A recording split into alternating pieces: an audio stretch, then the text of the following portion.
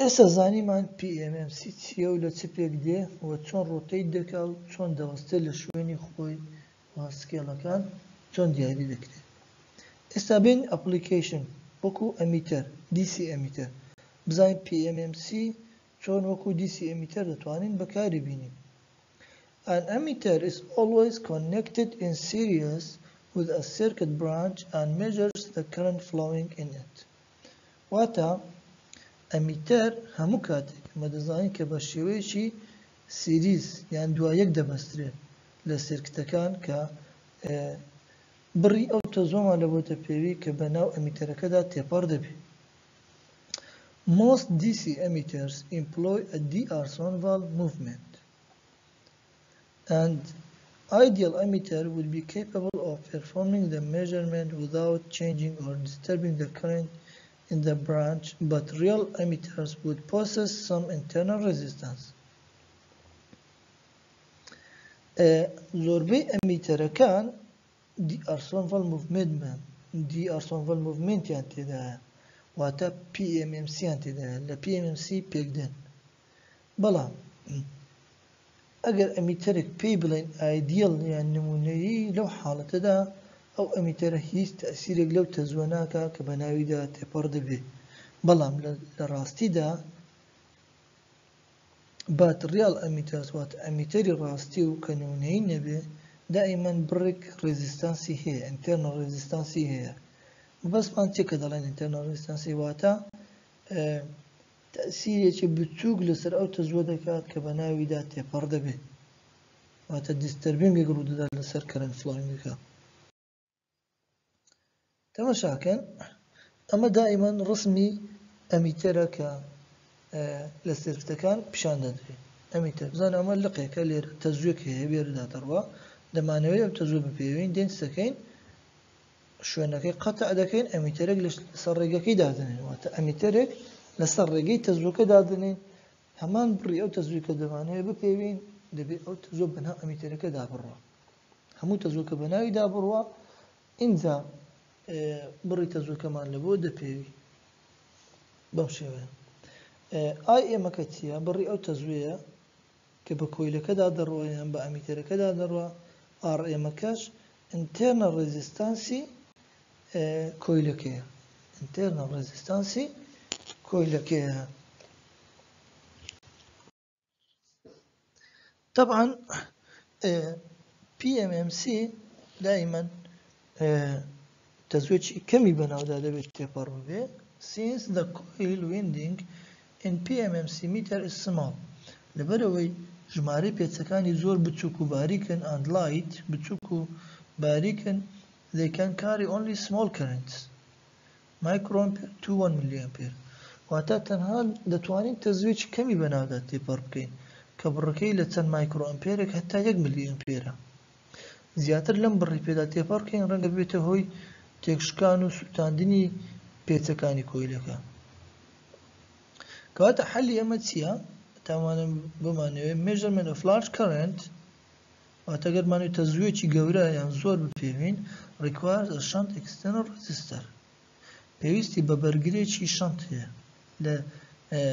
کە لەگەڵ کۆیلەکە ببەستین پێی دەڵێن shunt external resistor RS یان RSH پێ دەڵێن. ئەمەی کە باسمان کرد لێرە مەبەستمان چییە؟ مەبەستمان extension of emitter range واتە ئەگەر PMMC وەکو خۆی بەبێ دەستکاری وەکو ئەمیتەر بەکاری بێنە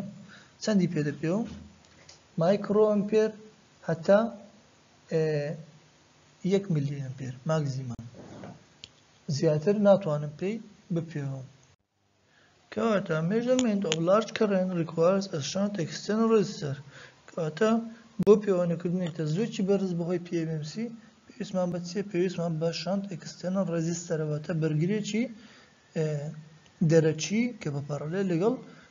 کۆیلەکە ببەسترێت to connect with the meter movement. So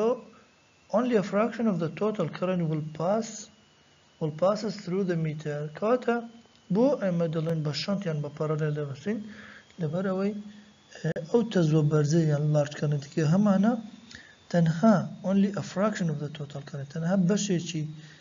ئەو تۆتەل کەڕێنتە بەناو میتەرەکەدا بڕوە یان بەناو کۆیلەکەدا بڕوە. بۆی زیاتر تێبگەین لە قسەیە دێن تەماشا ئەو ڕسمەیە دەکەین. سێرکە لێرە ئەوە میتەرەکەمانە یان موڤینگ کۆیلەکەمانە گوتمان لە بۆی تەزوێکی ئەگەر بێتمانێت تەزوێکی بەرزی پێبین کە ئەو ئایە ئای تۆتەڵە دەکەین شەنت ڕێزیستانسێکی لەگەڵ دەبەستینەوە تا ئارەکی بە پارالێل لەگەڵ دەبەستین پارالێل لەگەڵ کۆیلەکە بەستایتمان. ئەو تەزوە گشتی کە دێ تەزوێکی بەرزە دێ بڕێکی بەناو کۆیلەکەدا دەڕۆ بڕەکەی تری بەناو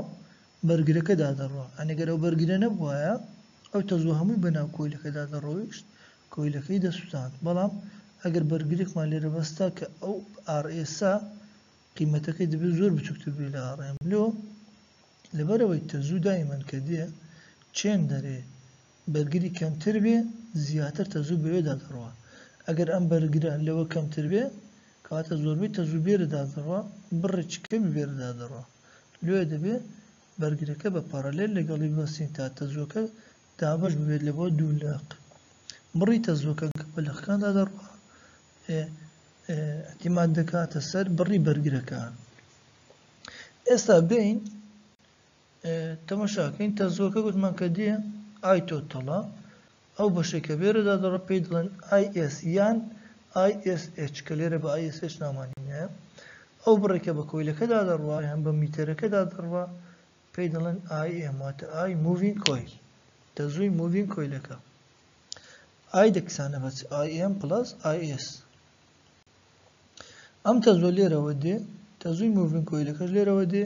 لەم خاڵە هەردوو چەندێک دەگرنەوە تەزووی گشتی دروست دەکەنەوە کە دەچێتەوە ناو سێرکتەکە. لێرەگە تەماشاکەین ئەو بەرگرە لەگەڵ ئەم بەرگرە پارالێلە گوتمان هەردووچیان هاوڕێکن مادەم هاوڕێکن ڤۆڵتیان یەکسان دەبێ کاتە دەڵێن VM ڤۆڵتی سەر موڤینگ کۆیل یەکسانە بە VSH واتە ڤۆڵتی سەر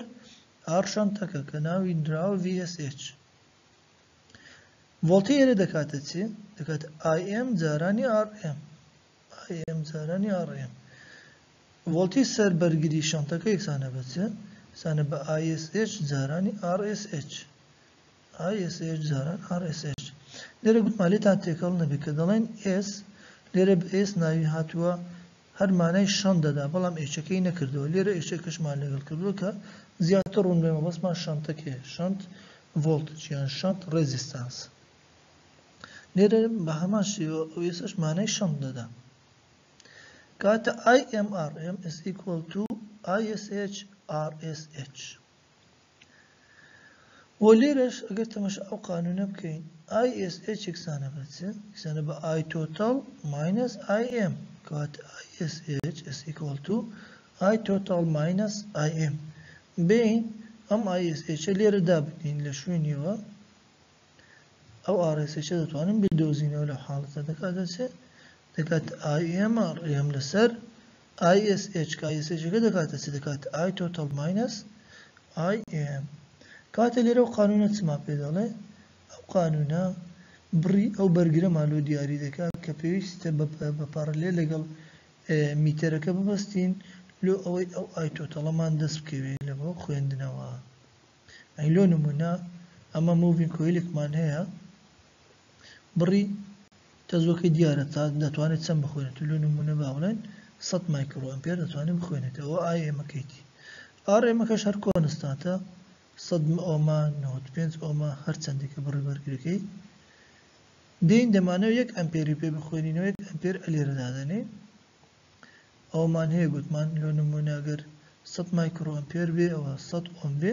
ئەوە دیسان 100 مایکرۆ ئەمپێرە ئەوەش دەبێتە 1 ئەمپێر. دێن بەو ئیکوێشنە بڕی ئەو بەرگرە دیاری دەکەین کە پێویستە بە پارالێل لەگەڵی بەستین تا بتوانین 1 ئەمپێری پێ بخوێنینەوە ئای تۆتەڵەکەی. کاتە قانونە بڕی بەرگرەکەمان لۆ دیاری دەکات کە پێویستە بە پارالێل بیبەستین لەگەڵ کۆیلەکە تا ئێکستێنشنی ڕێنجەکە بکەین. ئێکستێنشن واتە درێژکردنەوەی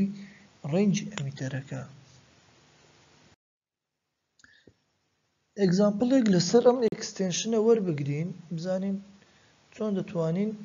ئێکستێنشنی ڕێنجی ئەمیتەرە بکەین. an emitter as in figure واتو emitter كلو رسمك بشان درا has a PMMC instrument PMMC كيها with a coil resistance of RM is equal to 99 ohm وات internal resistance يقول لك تسندا نوتنو اوما أو RM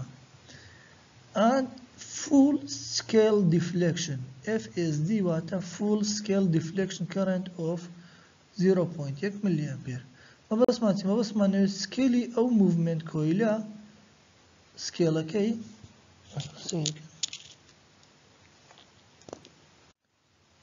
يعني قربم شوية بي أما سكيلا كا فول سكيل واتقر إلى الصفر بي إلى بابلين ليرة 0.1 أمبير ملي أمبير فول سكيل واتا ليرة قرم الصفرة ليرة تا إيرة هموي بس أوي فول سكيل ديفليكشن 0.1 ملي أمبير شنت ريزيستانس واتا أو برقريكي ببرلي اللي قالي بس راوا يك أوما باشا determine the total current passing through the emitter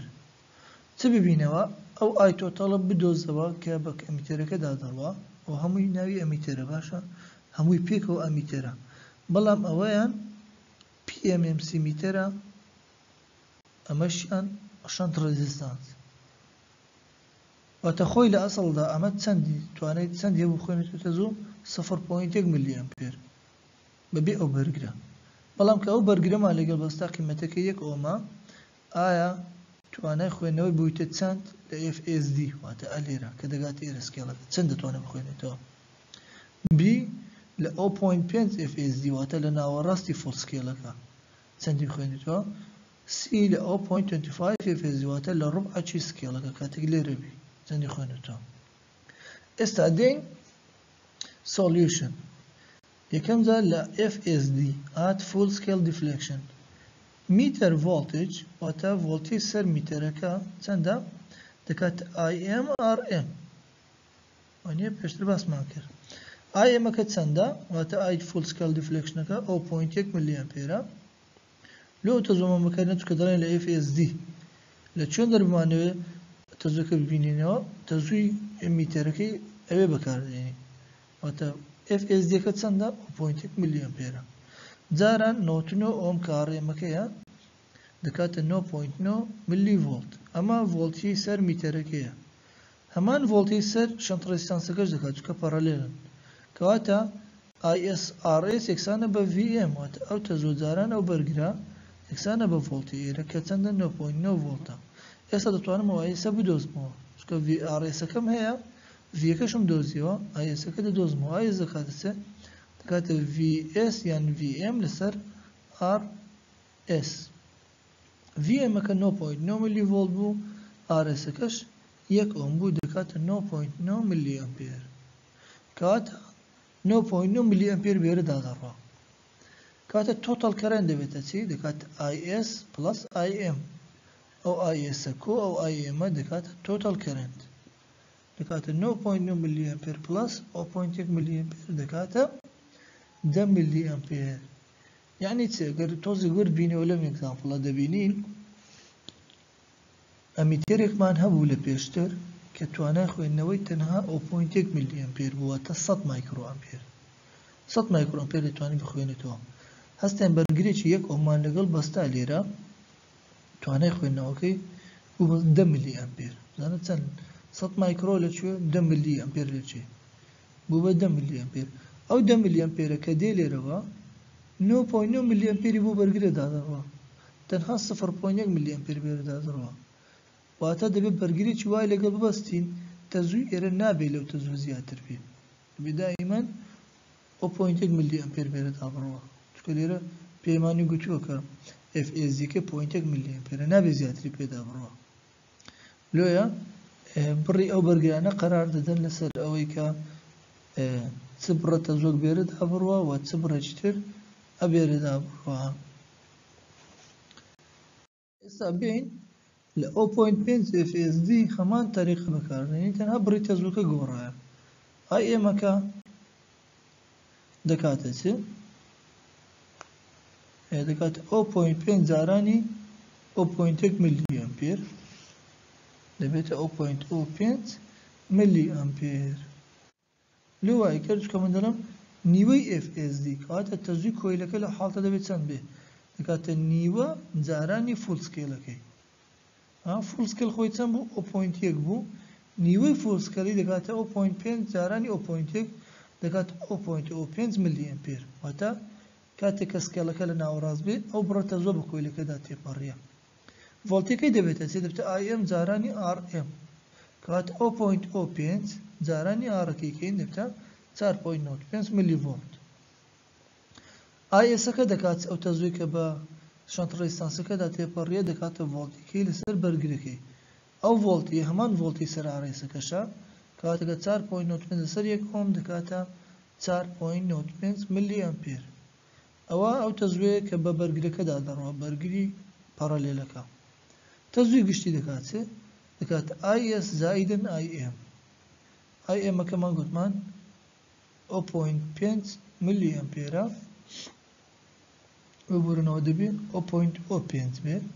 باشە ئەمەیان 0.05 غەڵەتە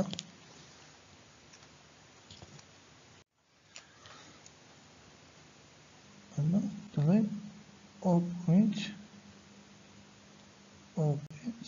ملی ئەمپێر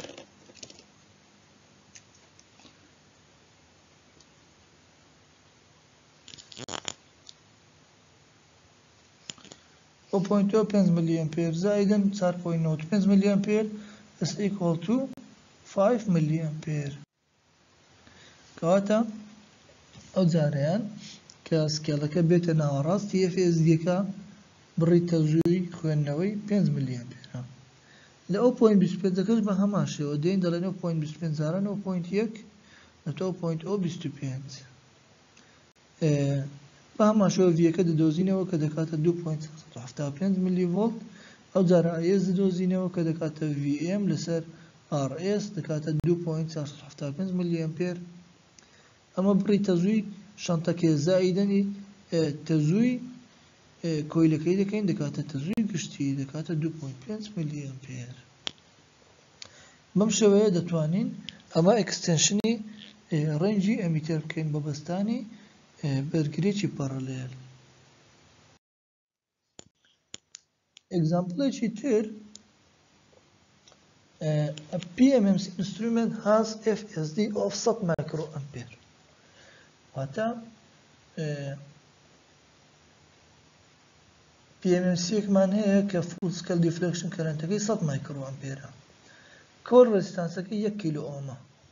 RM-ەکەی 1 کیلو ئۆمە calculate the required shunt resistance value to convert the instrument into an emitter with AFSD 100 milliampere and FSD 1 ampere واتە ئەمەیان پێتوانێت ئێگزامپڵەکەی پێشووە ئێگزامپڵی پێشووە ڕێسەکەی دابوو دەگوت تەزووەکەی دەبێتە چەند بۆی ئەم ڕێسە بەڵام ئەو جارە دەڵێ ئایا بڕی ئەو ئاڕە دەبێت چەند بێ کاتێک ئەمە بمانەوێ 100 ملی ئەمپێری پێ بخوێنینەوە کۆنڤێرتی دەکەین واتە لە 100 مایکرۆوە بیکەینە 100 ملی ئەمپێر چۆن وای لێ بکەین یان بیکەینە 1 ئەمپێر واتە 1000 ملی ئەمپێر دێت دەکەین ئەو جارە ئاڕەکە دەدۆزینەوە دەڵێن کاتێک FSD-کە ببێتە 100 ملی ئەمپێر VM دەبێتە چێ دەکاتە IM RM IM-ەکە خۆی چەندە نابێت لە 100 مایکرۆ زیاتر بێ ئاگاتان لێبێ 100 مایکرۆئەمپێر جاران 1 کیلۆ ئۆم دەکاتە 100 ملی ڤۆڵت I تۆتەڵەکەش دەکاتە IS زائیدن IM وایە IS دەبێت چەند بێ دەکات بکاتە I total minus IM یعنی ئەمە I تۆتەڵەکەیە ئاگاتان لێبێ ئەمە I تۆتەڵە ئەمە 100 مایکرۆکەش دەبێتە IM IS-ەکە دەکاتەکەت I total minus IM 100 ملی ئەمپێر minus 100 مایکرۆیان 0.1 ملی کە یەکسانە بە 0.1 ملی ئەمپێر دەکاتە 99.9 ملی ئەمپێر سەمنەوە تەزووەکەم زانی ڤۆڵتی سەر بەرگرەکەش هەمانەوە ڤۆڵتیە کەواتە RS دەبێتە چی دەکاتە ڤۆڵتی لەسەر بەرگر 100 ملي فولت دابشی 99.9 دەکاتە 1.001 ئۆم کەواتە پێویستم بە بەرگریەکە کە بڕەکەی 1.001 ئۆم بێ بۆ ئەوەی ئەمە ئەو ئەمیتەرە لە 100 مایکڕۆوە بیکەینە 100 ملی ئەمپێر باشە 100 ملی ئەمپێر ئەو جارە بین لقی بی کە دەڵێ بیکە 1 ئەمپێر بڕەکەی زیاتر کەم لە 100 مایکڕۆ بیکەمە 1000 ملی ئەمپێر جارە دێم بە هەمان شێوە ڤیەکەی دەدۆزمەوە لە بۆ ڤیەکە ڤم دەکا ئایم ئاڕێم دایمەن دەبێت ئەوە بەکاربێنم لە بۆ ڤم دەکاتە 100 ملی ڤۆلت ئای ئێسەکە دەبێتە چی دەکاتە ئای تۆتاڵ کە لێرە دەبێتە 1 ئەمپێر ماینەس ئایم دەکات چەند 1000 ملی ئەمپێر یان 1 ئەمپێر ناقص 100 مایکرۆ ئەمپێر کە دەکاتە 0.1 ملی ئەمپێر یەکسانە بە چەند 999.9 ملی ئەمپێر ئەمە ئەو تەزوویە کە دەبێت بە ئارەکەدا بڕوە ڤۆڵتیەکەشم هەیە کە دەکات 100 ملی ڤۆڵت کەواتە ئارەکە دەدۆزمەوە دەکاتە ڤۆڵتیە لەسەر تەزوو 100 ملی ڤۆڵت لەسەر 999.9 ملی ئەمپێر دەکاتە 0.10001 ئۆم سیرکەن بڕی ئۆمەکە کەمتر بووە لێرە 1 ئۆم بوو نزیکەی لێرە تقریبا 0.1 ئۆمە واتە من هەرچەندە ڕێنجەکە زیاتر کەم دەبێت RS کەمتر کەمەوە لەوەی تەزووی زیاتری پێدا بڕەوە ینی لێرە 100 ملی ئەمپێرم هەبوو 99 ملی ئەمپێرم بە RS دا تێپەڕ کرد بڕێ بەرگەکەی دەبێت ئەوەن دەبێت بەڵام ئەو جارەکە بیکەمە 1000 ملی ئەمپێر دەبێت ئارەکە کەمتر کەمەوە لەوەی تەزووی زیاتری پێدا بڕۆ کە 999 ملی ئەمپێرە ینی لە هەموو حاڵەتەکاندا تەزووی کۆیلەکە دەبێت بە نەگۆڕی ببینێتەوە کە 100 مایکڕۆیە نابێت تەزوو زیاد کرد کە تەزوو زیاد کە کۆیلەکە دەسووتێ ئیشەکەمان ئەوەیە ئەمە ینی نابێ وا بکەین تەزووی کۆیلەکە لەمەوە زیاتر بێت دایمەن دەبێت لەو بڕە ڕای بگرین چۆن ڕای دەگرین بڕی ئەو بەرگرە قەرار دەدەکە تەزووی ئێرە دەبێت چەند بێ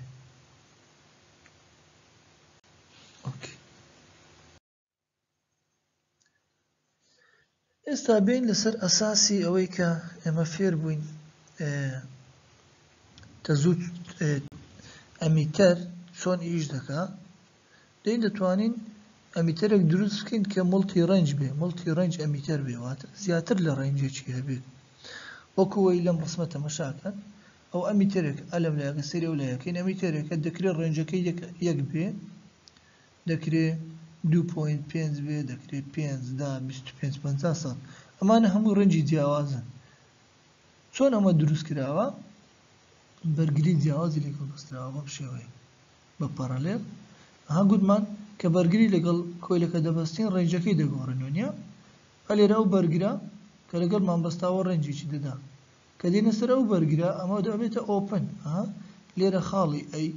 لەگەڵ بی ببەستم ئەوانە هەمووی نیگلێکم دەبن هیچ ئیش ناکەن ئەو بەرگرە ئیش دەکات لەگەڵی ڕێنجێکی پێدەدا ئەین لۆ نمونە ئەگەر کۆیلەکە خۆی بەتەنیا 1 ملی ئەمپێر بێ ڕەنگە بەهۆی ئەم بەرگرەوە ببێتە 10 ملی ئەمپێر باشە ئەو جارە ئەی لەگەڵ سی ڕەبت کەم ئێرە ئۆپن دەبێت ئەو بەرگرە لە سرکتەکە دەچێتە دەرەوە ئەوانش دەستنە دەرەوە خۆیان ئۆپنن ئەم بەرگرە ئیش دەکا کە ئەو بەرگرە ئیشیکە ڕەنگە ڕەنجەکەی بێتە 50 ملی ئەمپێر بە پێی بڕی بەرگرەکە ئەگەر لەگەڵ ئێرە ڕەبتیکەم ببێتە 100 ملی ئەمپێر لەگەڵ ئێرە ببێتە 1 ئەمپێر واتە ئەم قیمەتانە لە چیوە هاتوین کە دەڵێن ڕەنجی جیاواز یان مڵتی ڕێنج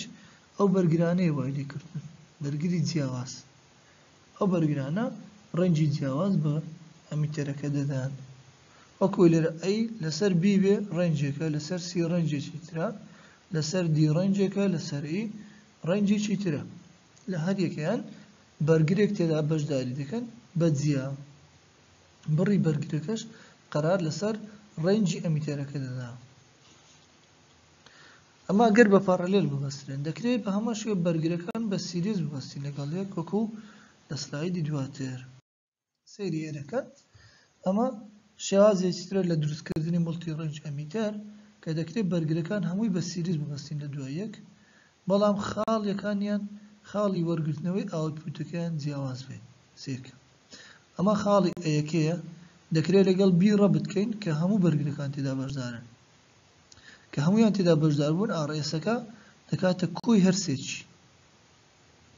ئەگەر لەگەڵ سی ڕەبت بکەین سێرکە لەگەڵ ئێرە تەنها ئاڕ1 و ئاڕ2 تێدا بەشدارن لە شەمتەکە کەواتە RSH دەکاتە R1 زائیدەن R2 ئەو R3 چی لێ دێ دەبێتە RMی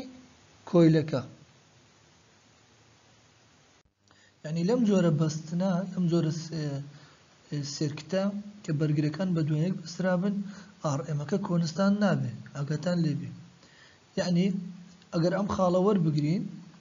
ئەم RC-ە لەگەڵ RMەکە کۆ دەکرێتەوە RMی کۆیلەکە دەگۆڕێ ئەی لەو قانونێک کە باسمان کرد وتمان سیرکە وتمان RSH دەکاتە چ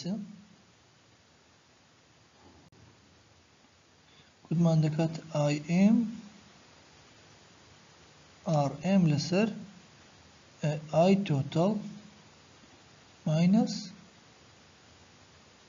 IM لەو قانونە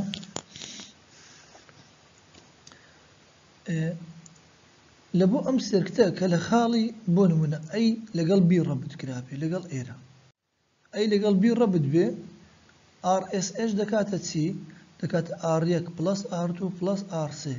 RMەکە دەکاتەوە خۆی هەر RM باشە بەڵام ئەگەر ئەی لەگەڵ سی ڕەبت بکرێەوە کۆ ئێستاکە هەیە دەکات ئەم نقطەیە RSH دەکاتە چی دەکاتە R1 پلس R2 باشە بەڵام ئەو RMە دەکاتە چی دەکاتە RM زائیدەن R3 ئەگەر لەگەڵ دی ڕەبتیکەین ئەیودی ئەو کاتێک ئەو خاڵە لەو حاڵە RSH یەکسان دەبێت بە R1 ئەو RMە کە هەیە دەکات چێ دەکات RM پلس R3 پلس R2 بەم شێوەیە یعنی لە هەر خاڵێک RSH و RMشی جیاوازی هەیە هەموو وەکو یەک نییە ئەمە زۆرێکە لە مولتی ڕێنج ئەمیتەر کە دەکرێت ئێگزامپڵێک لەسەر حەل بکەین کە دەڵێ a PMMC instrument has 3 resistor airton shunt connected واتە PMMC instrumentێکمانەیە کە سێ بەرگری شەنت ڕێزیستانسێکی لەگەڵ بەسراوە کە لە سێ بەرگر پێک دێ بە دوای یەک to make an emitter ئەمیتەرێکی لێ دروست کراوە ئەسن فیگەر وەکو لە ڕسمە the resistance values are R1 چەندە 0.05 ohm R2 0.45 R3 4.5 ohm the meter has RM 1 kilo ohm و RM 1 kilo ohm and FSD میتەرەکە چەندە 50 microampere ئەمە IM-ەکەیە calculate the 3 ranges of the emitter ئەو سێ ڕێنجەم لەبوو بدۆزەوەتە کاتێک ئەی لەگەڵ بی ڕەبت بکەین ڕێنجەکەی دەبێتە چی واتە I total دەبێتە چەند ئەگەر لەگەڵ سی ڕەبت بکەم I total دەبێتە چەند ئەم ئایا ئەگەر لەگەڵ دی ڕەبتی کەم ئەیەکە I total دەبێتە چەند واتە هەموو جا لەو قانونە I totalم لۆ دەدۆزیەوە بەڵام RM و RSHەکان دەگۆڕێەوە کەوەی کە باسم کرد بەم شێوەیە دەتوانین ئەو ئێگزامپڵە حەل بکەینەوە خۆتان حەلیکەن هۆموۆرکە تەمان فکرەکەیم هەموو پێتان گوت تەنها تەطبیقی دەبینێ خۆتان ئەو قسانێکە گوتم تەطبیقکەن لەسەر ئەم ڕسمە و RSHەکە و RMەکان بگۆڕن دەتوانن بە ئاسانی حەلی بکەن